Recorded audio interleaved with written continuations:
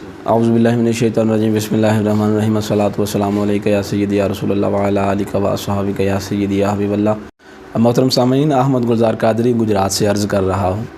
ایک منقبت جو میں نے حق پروڈکشن ٹی وی پر اپلوڈ کروایا ابھی 2-4 دن پہلے کی بات ہے، تو مجھے مختلف علماء کرام کی طرف سے جو ہے وہ اس کی طرف توجہ دلائی گئی ہے کہ کچھ اس میں اشعار اور الفاظ جو ہیں وہ نامناسب ہیں، جو کہ صحابہ کی شان کے معیار کے مطابق نہیں ہیں۔ تو میں انشاءاللہ جو ہے وہ اس چیز کو مانتا ہوں، اور الحمدللہ میں تو اعلیٰ حضرت بھی رحمۃ اللہ علیہ جو کہ عاشقوں کے امام ہیں ان کا ماننے والا ہوں، اور میرا یہ عقیدہ ہے کہ ہر صحابی نبی جنتی، اور ہم الحمدللہ اہل بیت کی بھی محبت رکھنے والے ہیں، صحابہ کرام کی بھی محبت رکھنے والے ہیں۔